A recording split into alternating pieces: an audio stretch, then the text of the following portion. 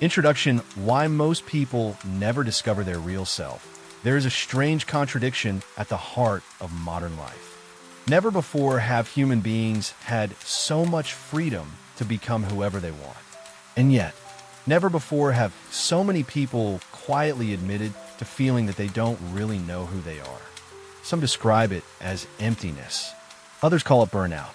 Some experience it as anxiety that never seems to disappear. Others simply say, "I don't feel like myself anymore." But perhaps the most disturbing part is this. Many people have felt that way for so long. They can no longer remember what themselves was supposed to feel like. They wake up, go to work, answer emails, smile when expected, laugh at the appropriate moments, maintain relationships, meet responsibilities. They function, sometimes exceptionally well. Friends admire them, colleagues respect them, family members believe everything is fine. Yet beneath the surface, a quiet question keeps returning. Is this really me? Psychology has spent decades trying to answer that question. Neuroscience approaches it through the study of the brain. Philosophy approaches it through reason. Carl Jung approached it through the unconscious. The Stoics approached it through virtue. Remarkably, despite beginning from different places, they all arrive at a similar conclusion. Most human beings confuse the person they have learned to become with the person they actually are. This confusion does not happen overnight. It begins almost invisibly. A child notices that certain behaviors receive affection. Others receive rejection. Some emotions make adults smile. Others make them uncomfortable. The lesson is rarely spoken aloud. It doesn't need to be. The nervous system learns quickly. If I act this way, I am loved. If I hide this part of myself, I remain safe. Every child makes these adjustments. In fact, they are necessary. Without them, social life would be impossible. The problem is not that we adapt. The problem is forgetting that we adapted. Over time, survival becomes identity. Performance becomes personality. Approval becomes self-worth. By adulthood, many people have spent decades strengthening an identity they never consciously chose. Modern neuroscience helps explain why this process feels so convincing. Your brain is constantly constructing a coherent narrative about who you are. Not because that narrative is objectively true, but because the brain values consistency. A stable identity helps reduce uncertainty. It allows quicker decisions. It creates predictability. From an evolutionary perspective, this is incredibly useful. Yet it also creates a hidden danger. Once the brain accepts a story about who you are, it begins searching for evidence that confirms it. Psychologists call this confirmation bias. If you believe you are unlovable, your brain notices rejection more than acceptance. If you believe you are weak, you remember failures more vividly than successes. If you believe you must always please others, every disagreement begins to feel like a threat. The identity protects itself, even when that identity causes suffering. Think about how often people say, "This is just who I am." Sometimes those words express genuine self-understanding. But just as often, they describe old adaptations frozen into permanent beliefs. A person who avoids conflict may say, "I'm simply quiet." Someone terrified of vulnerability may believe, "I'm just independent." Another who constantly sacrifices their own needs may proudly declare, "I'm naturally selfless." Perhaps, or perhaps those behaviors once protected them from pain. The tragedy is that coping strategies often survive long after the danger has disappeared. Carl Jung believed that the first half of life is largely devoted to building the personality the world rewards. The second half, if it comes at all, is devoted to discovering everything that was left behind. Few people ever make that second journey, not because they lack intelligence, but because it requires something extraordinarily difficult. Questioning the story you have believed about yourself for years, sometimes for decades. And that process can feel frightening, because identity provides certainty. Even painful identities provide certainty. Imagine someone who has spent 30 years believing they are the responsible one, or the successful one, or the strong one, or the person who never needs help. Who would they become if those labels disappeared? This uncertainty explains why genuine transformation often feels like loss before it feels like freedom. The old identity resists. The brain interprets change as danger. The nervous system asks, if I stop being this person, will anyone still love me? That question is rarely conscious, yet it quietly influences countless decisions. Careers chosen to impress parents, relationships maintained out of obligation, dreams abandoned because they no longer fit the image others expect. The result is a life that appears successful from the outside, while feeling strangely disconnected from within. Existential psychologists have long argued that one of the deepest human fears is not death itself. It is the fear of living someone else's life, of reaching the end and realizing that the person who made all the important decisions was never truly you. But before we can understand how authenticity is recovered, we must first understand how the brain constructs identity in the first place. Because what feels like your personality may be one of the most sophisticated survival mechanisms evolution has ever created. And understanding that mechanism changes everything. The stranger living inside you, who are you? It sounds like one of the simplest questions anyone could ask. Most people answer it without hesitation. They say their name, their profession, their age, their nationality, their relationships, their beliefs. But what if none of those things are actually you? Imagine waking up tomorrow morning with every social role removed. No career, no family title, no achievements, no positions, no one to impress, no one expecting anything from you. Who would remain? Would you still know who you are? Or would you discover something unsettling? That the person you've spent your entire life trying to become was never truly your own creation? Psychologists have long suggested that much of what we call personality is not discovered. It is constructed, built slowly, piece by piece, through thousands of invisible interactions. Every compliment, every criticism, every expectation, every disappointment, every moment when you learned that certain parts of yourself were welcomed, while others were quietly pushed into hiding. Without realizing it, you began wearing masks. At first, they protected you. They helped you belong. They helped you survive. But over time, something changed. The mask became so familiar that you forgot it was ever a mask at all. Carl Jung believed this was one of the greatest tragedies of human life. Not that people lie to others, but that they spend decades lying to themselves without knowing it. Modern neuroscience tells a remarkably similar story. The brain continuously builds a model of who you are, a story, an identity, a prediction, and the longer that story is repeated, the more real it begins to feel. But there is one question very few people ever dare to ask. What if the story is incomplete? What if the life you've been defending, the image you've been protecting, the person you've been trying so desperately to become, is only one small part of who you really are? In this documentary, we will explore one of the deepest mysteries in psychology, philosophy, and neuroscience.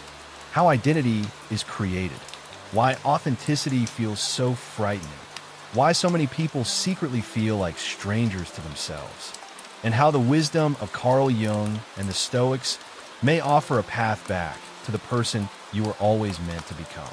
Because perhaps the greatest journey in life is not becoming someone new, but remembering who you were before the world told you who to be. Chapter 1, How the Brain Builds a False Identity. Imagine meeting someone for the very first time. Within seconds, your brain has already begun making predictions. Can this person be trusted? Are they dangerous? Do they like me? How should I behave around them? This process happens so quickly that you rarely notice it. Long before you consciously choose your words, your nervous system has already started shaping your behavior. Now imagine this happening not once, but tens of thousands of times throughout your life. Every classroom, every family dinner, every friendship, every romantic relationship, every workplace, every success, every humiliation, every moment leaves a small imprint on the brain. Gradually, those impressions begin forming something extraordinary. Your identity, Most people imagine identity as something they discover. Modern neuroscience suggests something different. Identity is something the brain continuously constructs. It is a prediction, a model, a story that helps organize an unimaginably complex world. Every second, your brain receives millions of pieces of sensory information. Without shortcuts, conscious thought would become impossible. To solve this problem, the brain creates stable narratives. This is who I am. This is how other people see me. This is how the world works. Once those narratives are established, the brain begins filtering reality through them. This is one of its greatest strengths. It is also one of its greatest limitations. Imagine wearing glasses with slightly tinted lenses every day for 20 years. Eventually, you stop noticing the color. The tint simply becomes reality. Identity works in much the same way. You no longer see yourself directly. You see yourself through a story your brain has repeated thousands of times. Neuroscientists often describe the brain as a prediction machine. Rather than simply reacting to the world, it constantly tries to anticipate what will happen next. It predicts sights before your eyes fully process them. It predicts sounds before you consciously hear them. It predicts emotions before you become aware of them. And perhaps most importantly, it predicts who you are supposed to be. This process depends heavily on memory. But memory is far less reliable than most people imagine. Many believe memories function like recordings stored inside the brain. In reality, every memory is reconstructed. Each time you remember your past, the brain rebuilds it, adding details, removing others, emphasizing what fits your current identity, ignoring what is not. This explains why two siblings can remember the same childhood in completely different ways. Neither is necessarily lying. Each brain has constructed a different story. The goal of memory is not perfect accuracy. The goal is coherence. Your brain would rather preserve a consistent identity than an objectively perfect history. Consider someone who believes, I've always been shy. As an adult, they easily recall awkward conversations, embarrassing moments, times they stayed silent. Yet they may completely overlook dozens of situations where they were confident, spontaneous, or outgoing. Those experiences no longer fit the narrative. So the brain quietly pushes them into the background. This phenomenon is known as self-schema. A self-schema is a deeply held belief about who you are. Once formed, it becomes surprisingly resistant to change. Not because it is always true, but because the brain dislikes inconsistency. Contradictory evidence creates uncertainty.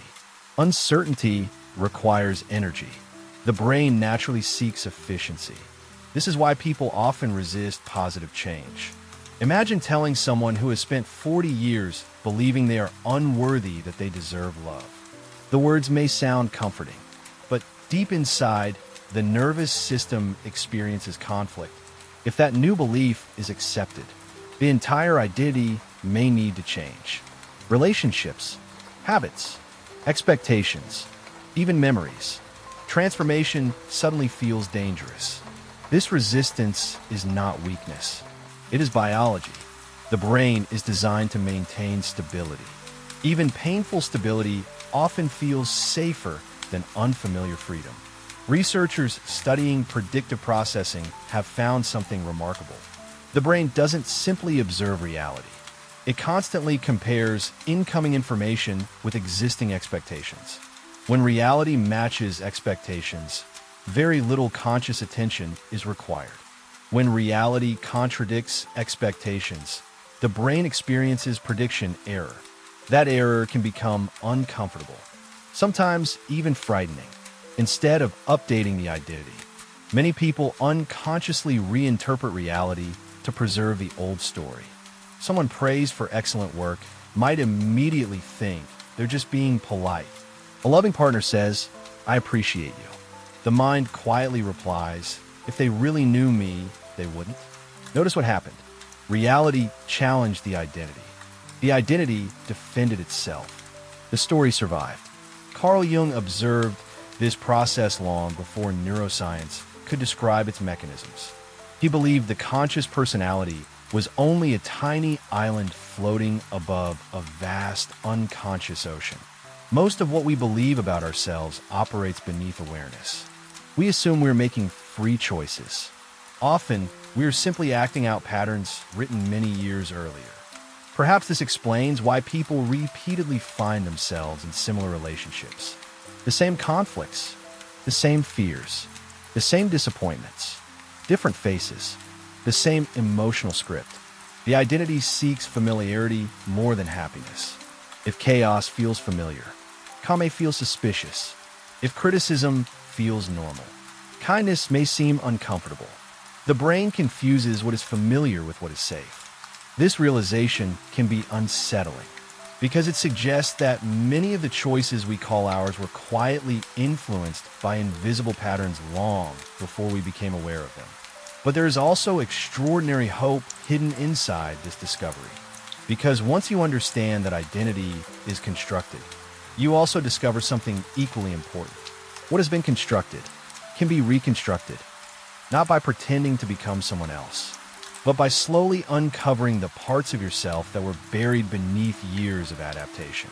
To understand how that adaptation begins, we must return to the earliest years of life, to childhood, because long before you learned your own name, your brain had already begun answering one of the most important questions it would ever ask. What kind of person must I become? To be loved? Childhood, approval, and the birth of the persona long before you developed opinions. Long before you chose your beliefs. Long before you could even describe yourself. Your brain was already answering one question. Am I safe? For a newborn child, survival depends entirely on other people. Unlike almost every other mammal, a human infant cannot survive alone. Food, protection, comfort, love, everything comes from caregivers. This simple biological fact shapes the architecture of the developing brain. To an infant, acceptance is not merely pleasant. It is survival itself. This is why children become astonishingly skilled at reading emotional signals. A slight change in a parent's voice, a disappointed expression, a moment of silence after saying something wrong. These moments may seem insignificant to adults. To a child's nervous system, they can feel enormous, because every interaction teaches the same silent lesson. What must I do to remain loved? Developmental psychologists have spent decades studying this process. One of the most influential discoveries came from the work of John Bowlby and Mary Ainsworth, pioneers of attachment theory. Their research suggested that children do not simply learn language, behavior, or social rules. They develop an internal model of relationships, a blueprint, a set of unconscious expectations about themselves and other people. If love feels consistent, the child often concludes, I am worthy of love. If affection disappears unpredictably, another conclusion quietly forms. Love can vanish without warning. If approval depends on perfect behavior, the child learns, I must never disappoint anyone. These conclusions rarely become conscious beliefs. Instead, they become emotional reflexes. The nervous system remembers them long after the mind forgets. Years later, the adult may wonder why criticism feels unbearable, why rejection feels catastrophic, why conflict creates panic. The answer often reaches far deeper than the present moment. The brain is responding not only to today's event, but to patterns learned decades earlier. Neuroscience has shown that early childhood is one of the most plastic periods of brain development. Billions of neural connections are formed. Others disappear. The experiences repeated most often become the strongest pathways. This process is called synaptic pruning. The brain strengthens what it uses. It removes what it does not. Imagine walking through a forest every day along the same narrow trail. Over time, the path becomes clear, easy to follow. Eventually, it feels like the only possible route. Neural pathways develop in much the same way. Repeated emotional experiences carve predictable routes through the brain. The child who constantly receives approval for being good may become an adult unable to say no. The child praised only for achievement may grow into someone who believes rest equals failure. The child who learned that emotions made adults uncomfortable may spend decades suppressing sadness, fear, and vulnerability. None of these patterns were conscious decisions. They were adaptations. Brilliant adaptations. Necessary adaptations. Because children do not choose authenticity over survival. They choose survival every time. Carl Jung believed this was the birthplace of what he called the persona. The persona is the social face we present to the world. The version of ourselves designed to gain acceptance, to fit expectations, to function within society. Jung did not see the persona as something inherently false. In fact, it is essential. Without it, social life would become impossible. Imagine saying every thought exactly as it appears, expressing every emotion without restraint, ignoring every social convention. Civilization itself depends upon a certain degree of adaptation. The problem begins when adaptation becomes identity. When a mask is no longer something we wear, but something we mistake for our face. Consider a child repeatedly told, "You're the strong one." At first, these words feel encouraging. Over time, however, they become a role. The child begins hiding fear, hiding vulnerability, hiding the need for comfort, not because those emotions disappear, but because they no longer fit the identity. Another child hears, "You're so smart." Soon, failure becomes terrifying. Making mistakes no longer threatens performance. It threatens identity itself. Or perhaps the child becomes known as the peacemaker. Conflict suddenly feels dangerous. Pleasing others becomes automatic. Personal needs slowly disappear from awareness. These identities often receive praise. Teachers admire them. Parents appreciate them. Friends depend on them. Society rewards them, which makes questioning them even more difficult. After all, why would anyone abandon an identity that appears successful? The answer usually arrives much later, often during adulthood, sometimes during burnout, sometimes after divorce, sometimes after the loss of career, sometimes during depression that seems to appear without explanation. The old identity suddenly stops working. The strategies that once guaranteed safety no longer provide meaning. This moment can feel like a crisis. Yet Jung believed it was also an invitation, the beginning of genuine psychological growth. Modern neuroscience offers an intriguing parallel. Researchers studying the brain's default mode network have discovered that much of our inner dialogue revolves around maintaining a coherent sense of self. Even when resting quietly, the brain continually updates the story of who we believe ourselves to be. That story feels stable, permanent. It is constantly being edited beneath conscious awareness. The tragedy is not that we have a story. Every human being does. The tragedy is believing the story is complete. Because while the persona grows stronger, another part of the psyche quietly develops in the background.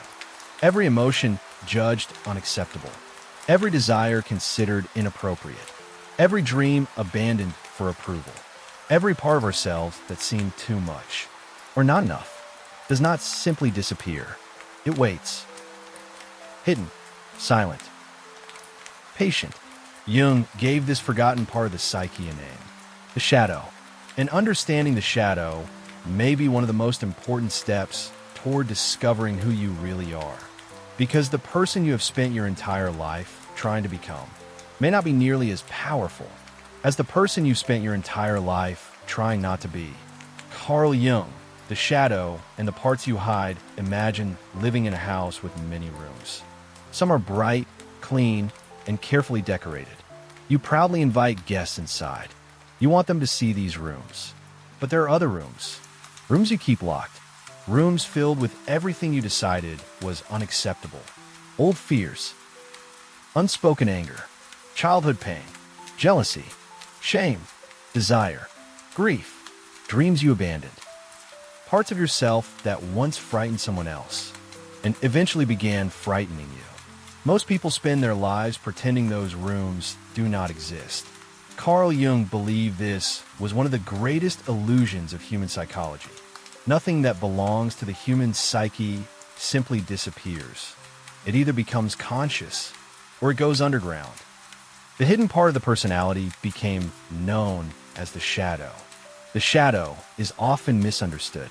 People imagine it contains only darkness, violence, hatred, cruelty. But Jung argued something far more profound. The shadow contains everything we reject about ourselves. Not only what is bad, but also what is beautiful.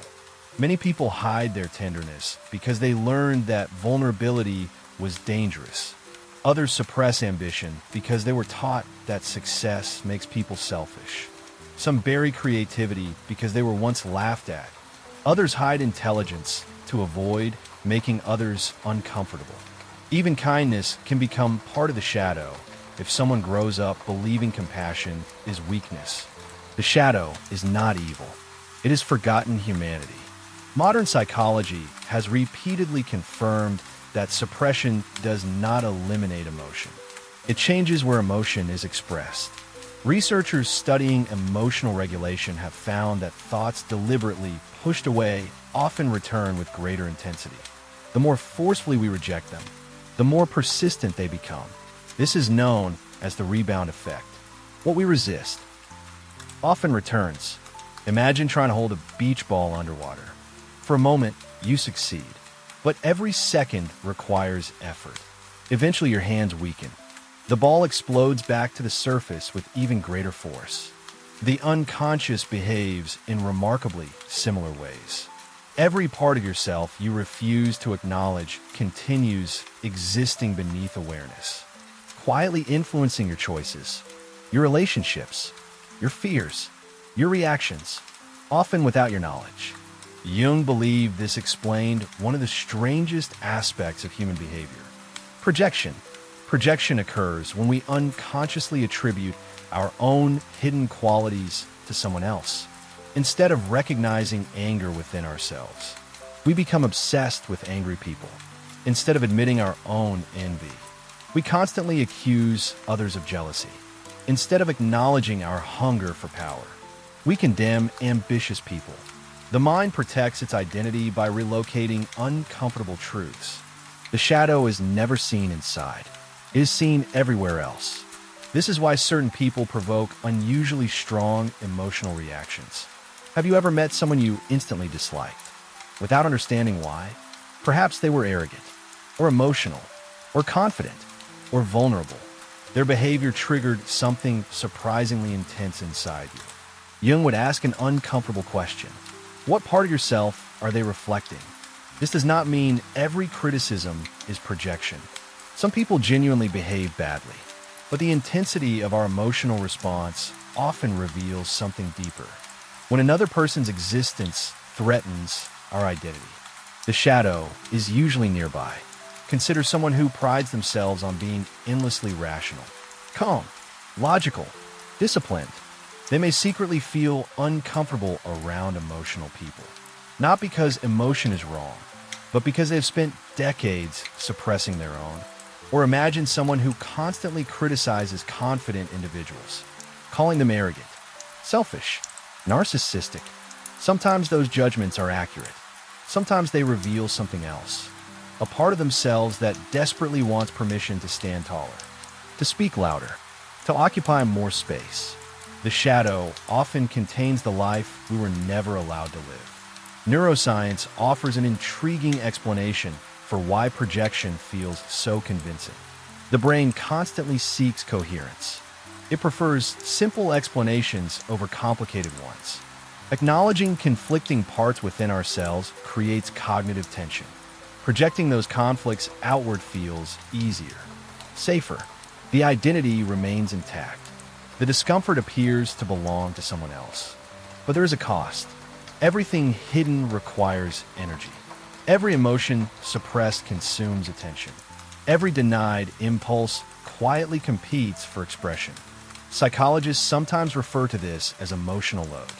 The nervous system never completely forgets what the conscious mind refuses to acknowledge. Eventually, the pressure begins appearing elsewhere.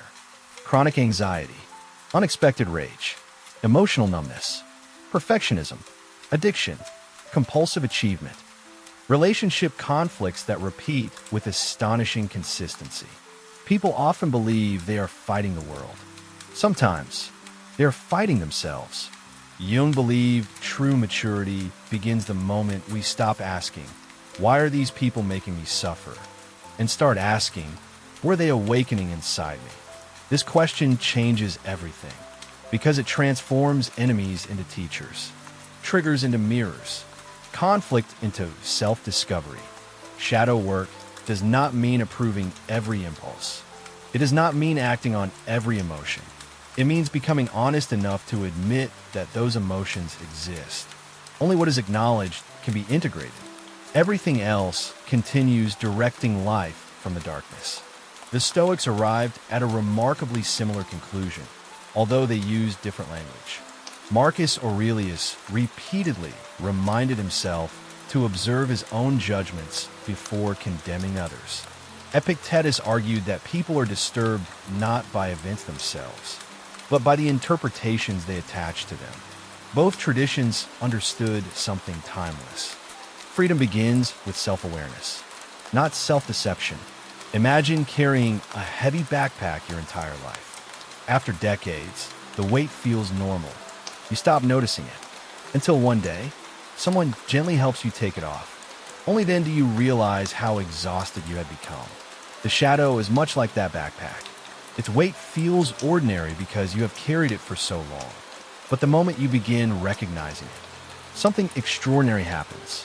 You stop wasting enormous amounts of energy pretending to be only one version of yourself. You become more whole, more honest, more alive. Yet even after discovering the shadow, another challenge remains. Perhaps the greatest challenge of all, because knowing your authentic self is one thing. Living as that person, in a world that rewards conformity, is something entirely different. Why authenticity feels so dangerous? Imagine standing on stage. The audience is watching. Every movement is noticed. Every word is evaluated. For years, you have performed the same role. You know the script perfectly. You know when to smile, when to stay silent, when to appear confident, when to hide uncertainty. The performance has become effortless. Then one day, someone asks you to stop acting, to step forward, not as the character, but as yourself. For many people, that possibility feels far more terrifying than remaining behind a mask forever. Why? Because authenticity is often misunderstood. People imagine authenticity means doing whatever you feel, saying whatever comes to mind, rejecting all social expectations. That is not authenticity. That is impulsiveness. Authenticity is something much quieter. It is the willingness to stop abandoning yourself in order to be accepted. And for the human brain, that can feel extraordinarily dangerous. To understand why, we need to remember something fundamental about evolution. For almost all of human history, survival depended on belonging to a group. A person rejected by their tribe rarely survived for long. Isolation meant vulnerability, hunger, exposure, death. Although modern society has changed dramatically, the nervous system still carries those ancient instincts. Your brain does not clearly distinguish between physical danger and social rejection.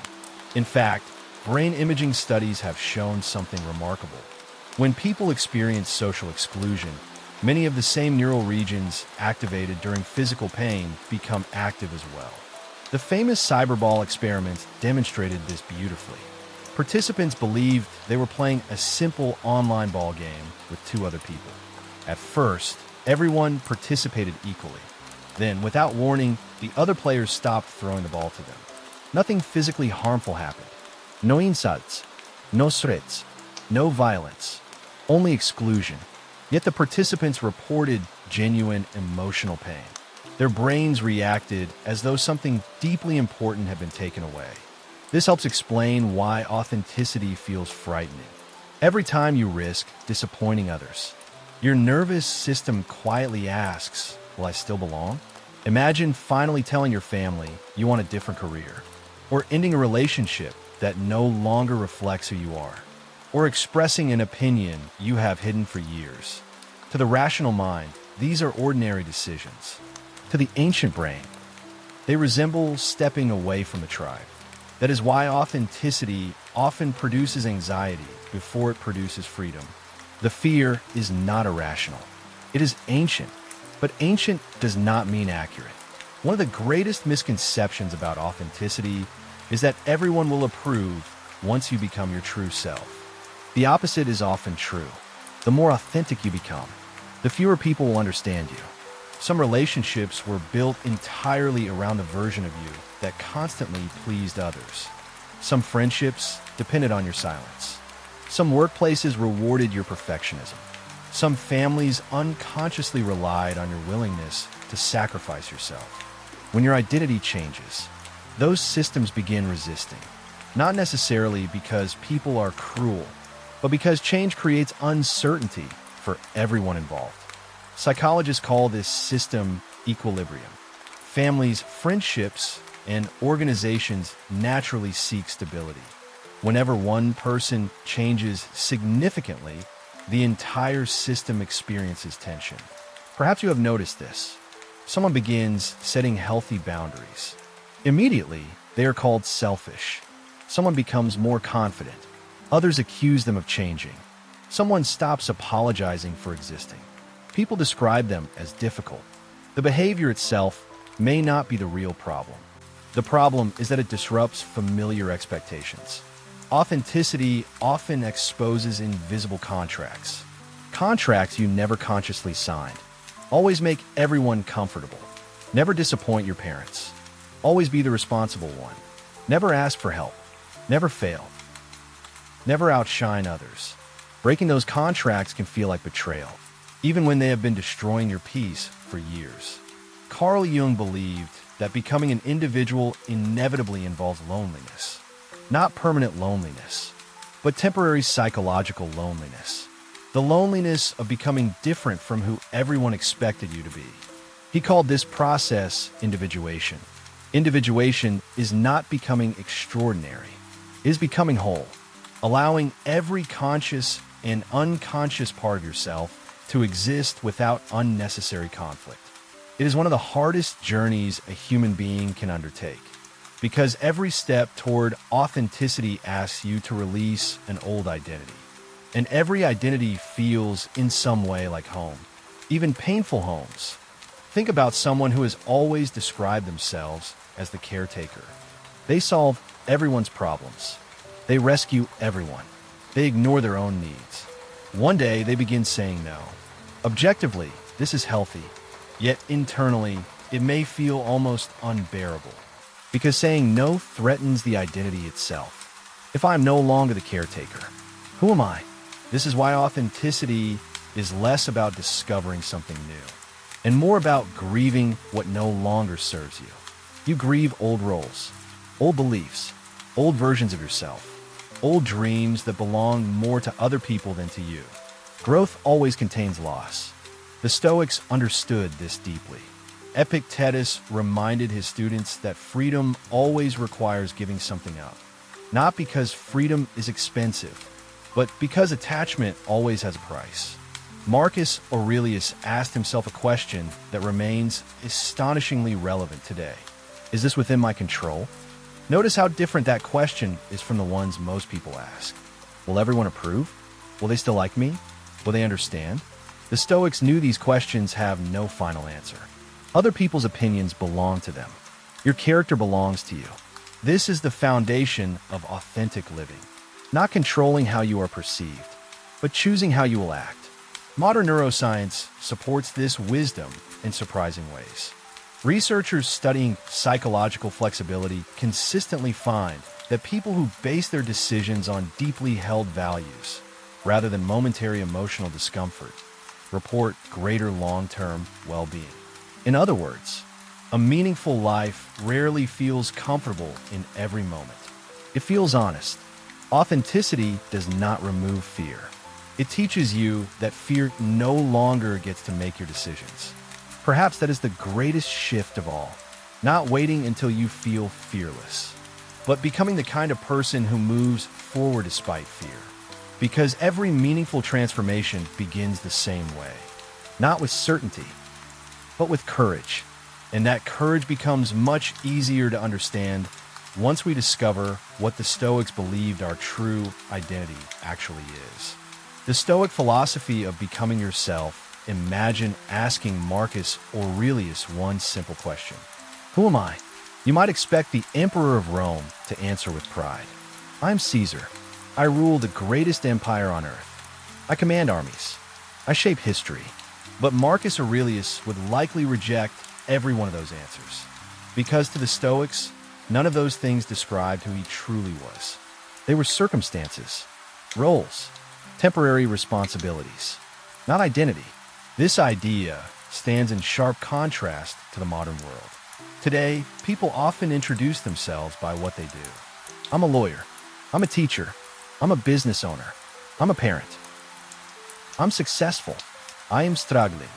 I'm an introvert. I'm an anxious person. Gradually, these descriptions stop feeling like experiences. They become definitions. The Stoics warned against this long before psychology existed. They believed that suffering begins the moment we confuse external circumstances with our inner character. Marcus Aurelius ruled an empire, but he constantly reminded himself that one day he would lose everything. His power, his reputation, his body, his life. If his identity depended on any of those things, then it could never truly be secure.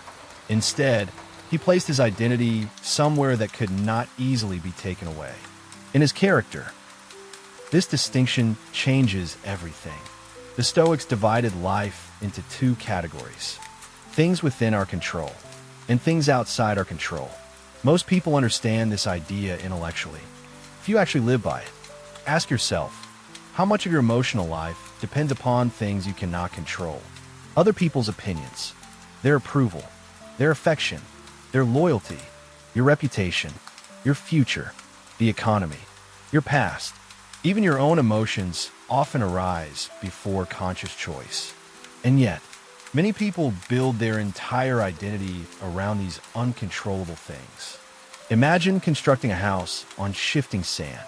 No matter how beautiful the house becomes, its foundation remains unstable. Every storm threatens collapse. The Stoics believed that modern human beings often do something very similar. They build their identity on achievements, appearance, status, recognition, relationships. Then they wonder why anxiety never disappears.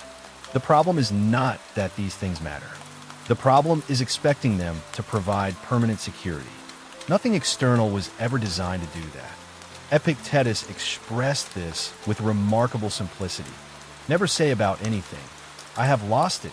Say instead, "I have returned it."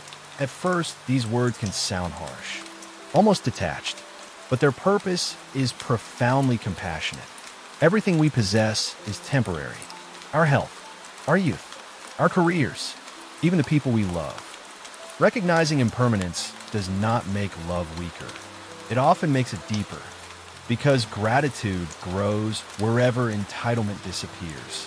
Modern psychology has reached a similar conclusion. Researchers studying psychological resilience consistently find that people who anchor their identity in internal values rather than external outcomes recover more effectively from adversity. Why? Because circumstances change. Character can continue growing. Imagine two artists. Both receive harsh criticism. The first believes, if people reject my work, I must be a failure. The second believes, my work was criticized. That hurts. But criticism cannot determine my worth. The external event remains identical. The internal foundation is completely different. One identity collapses. The other bends without breaking. This is what the Stoics meant by inner freedom. Not becoming indifferent to life, but refusing to let external events dictate who you are.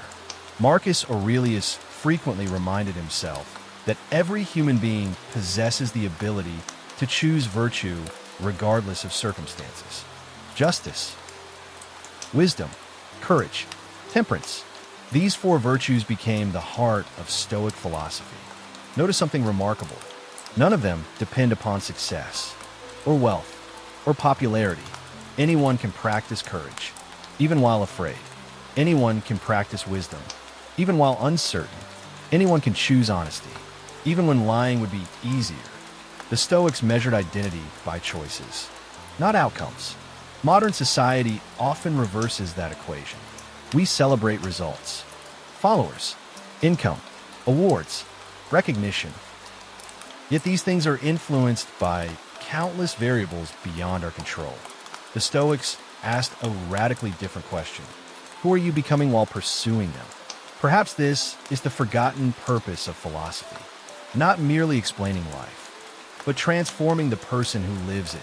Carl Jung's idea of individuation and the Stoic pursuit of virtue intersect in fascinating ways. Jung believed psychological health requires integrating every part of the personality. The Stoics believed flourishing requires aligning every action with wisdom and virtue. Different language, the same direction. Both traditions reject performance. Both reject living solely for approval. Both invite us to become internally rather than externally guided. This is not an easy path, because the world constantly rewards appearances. It rewards confidence over honesty, image over substance, recognition over integrity. The Stoics understood this temptation. Seneca himself lived among wealth and political power, yet he repeatedly warned that fame is one of the most dangerous addictions. Not because success is wrong, but because making success your identity guarantees endless fear of losing it. There is another profound lesson hidden within Stoicism, one that modern neuroscience increasingly supports. Identity is not something you discover once. It is something you practice every day. Every decision strengthens a version of yourself. Every repeated action becomes easier tomorrow. Neuroscientists describe this through neuroplasticity. Repeated behaviors strengthen neural pathways. The Stoics describe the same process through habit. Character, they believed, is built one action at a time, not through grand transformations, but through ordinary choices repeated consistently.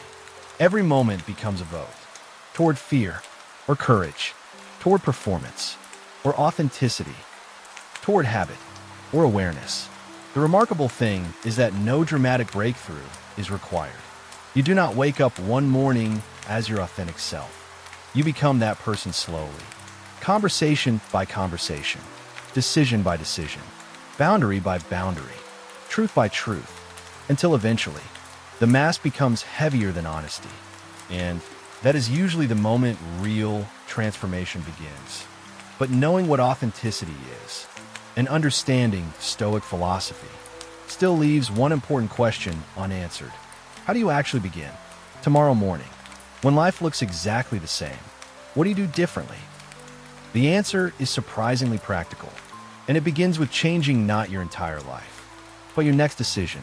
A practical framework for discovering your true self by now. One realization has become difficult to ignore. The greatest obstacle to becoming yourself is rarely the world. More often, it is the version of yourself you have spent years protecting. The persona, the expectations, the habits, the invisible rules. None of them appeared overnight. And because they were built gradually, they can only be transformed gradually. This is where many people become discouraged. They expect a dramatic breakthrough, a single book, a powerful conversation, one emotional weekend. They hope that suddenly everything will become clear. But the human brain does not usually change through revelation. It changes through repetition. Neuroplasticity, the brain's remarkable ability to reorganize itself throughout life, depends on consistent experience. Every thought repeated strengthens a pathway. Every action performed regularly becomes more automatic. Identity is not rewritten in one extraordinary moment. It is rewritten in thousands of ordinary ones.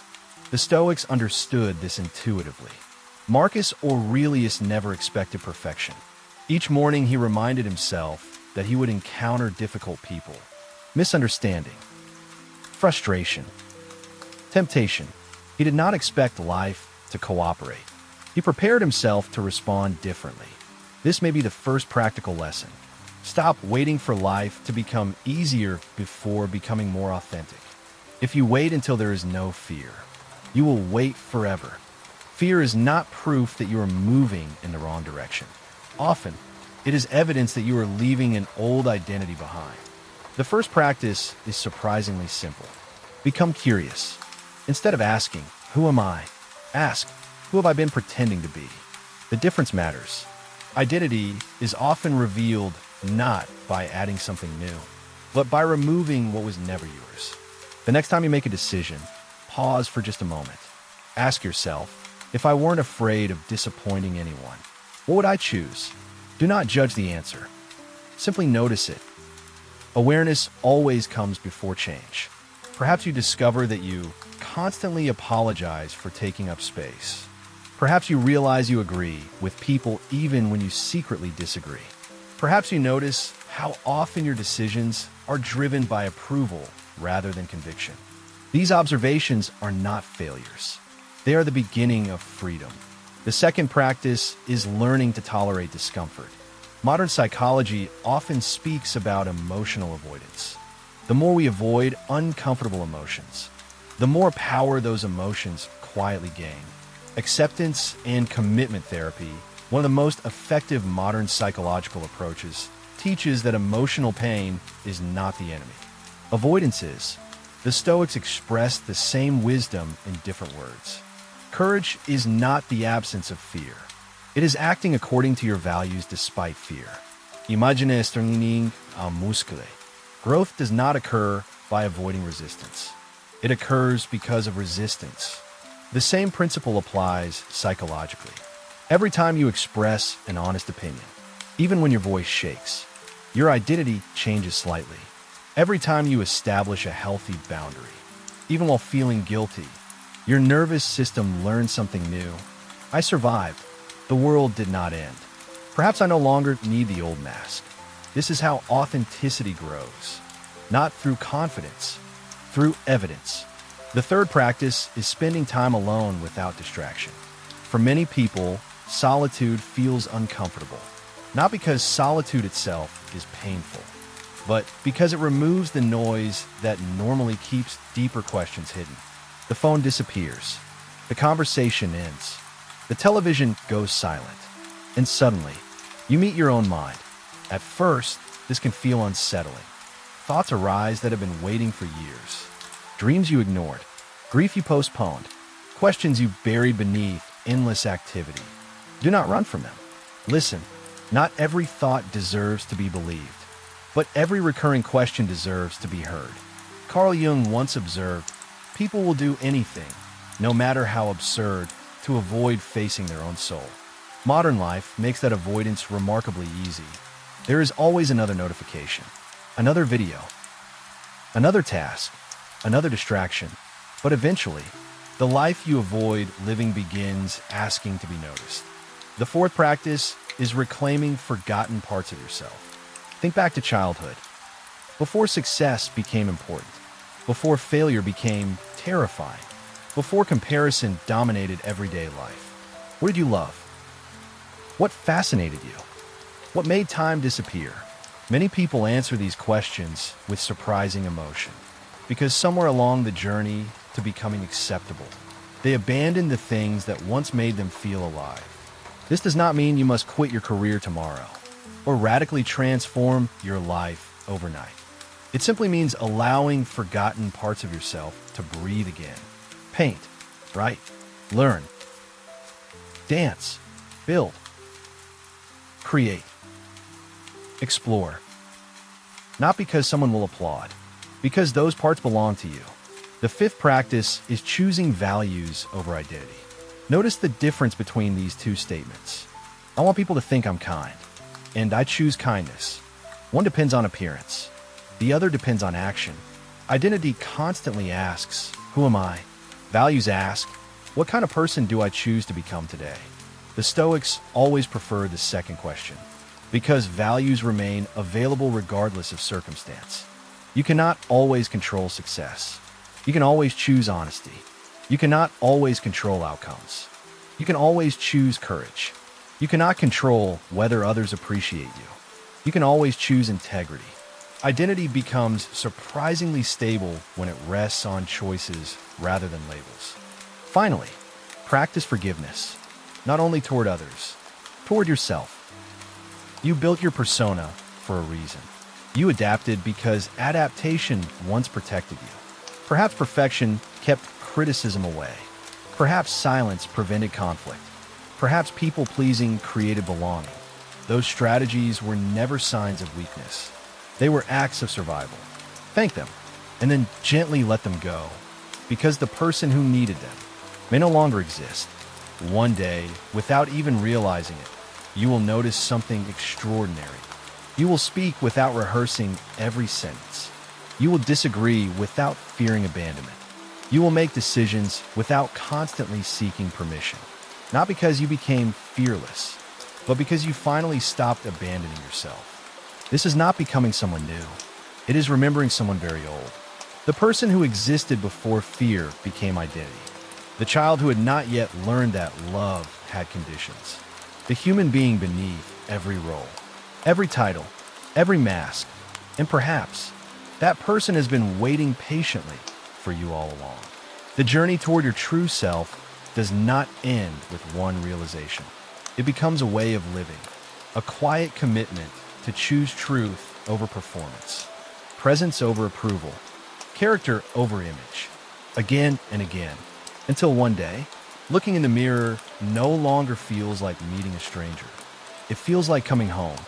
The person you've been looking for has always been you. There's a question that quietly follows almost every human life. Not always in words. Sometimes it appears as anxiety. Sometimes as loneliness. Sometimes as success that somehow feels empty. Sometimes as the strange feeling that you have spent years moving forward, without ever feeling closer to yourself. The question is simple.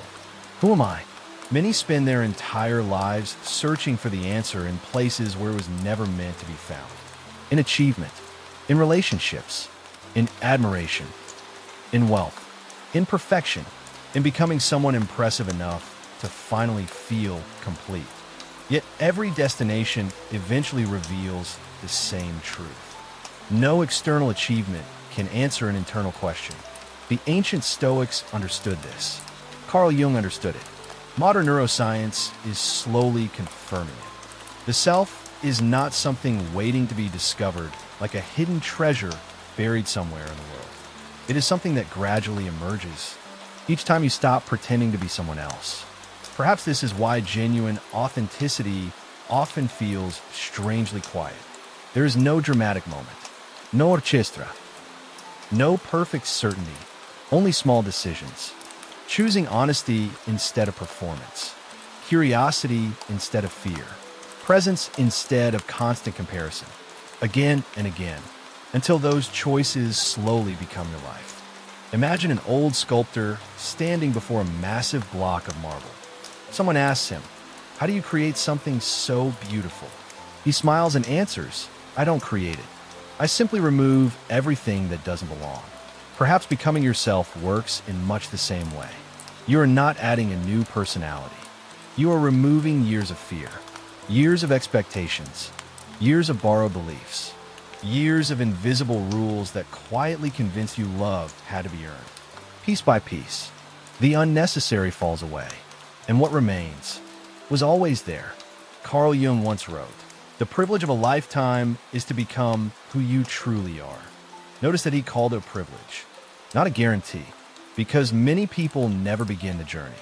They continue performing, continuing to seek approval, continuing to confuse the mask with the face beneath it, not because they lack intelligence, but because familiarity often feels safer than truth. The greatest prison is rarely built from walls. It is built from identities we are too afraid to question. Marcus Aurelius left us with another timeless reminder. Look within. Within is the fountain of good, and it will ever bubble up if you will ever dig. Those words become even more meaningful today, in a world constantly telling you to become more. The deepest wisdom may be learning to uncover what has always been enough. Not because you are perfect, but because your worth never depended on perfection in the first place. There will still be difficult days, moments when old fears return, times when you catch yourself slipping back into familiar roles. That does not mean you have failed. Growth is rarely linear. The old identity spent years being rehearsed. It will not disappear in a single afternoon. Be patient with yourself. The person you are becoming deserves the same compassion you would offer anyone else beginning a difficult journey. One honest conversation, one boundary, one decision made from conviction instead of fear, one moment of courage. That is how lives change, not through one extraordinary event, but through thousands of quiet acts of authenticity. And perhaps one day, without even noticing exactly when it happened, you will wake up, walk into the world, speak, love, create, rest, not because you're trying to become someone, but because for the first time, you're no longer trying to be anyone else. The search ends where it always had to end.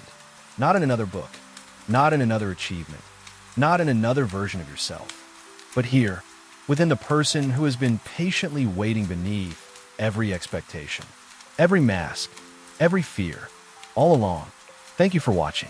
If this documentary helped you see yourself in a different light, consider subscribing for more explorations into Stoicism, psychology, neuroscience, Carl Jung, philosophy, and the timeless pursuit of self-understanding. Until next time, remember this. The greatest journey you will ever take is not becoming someone new. It is having the courage to finally become yourself.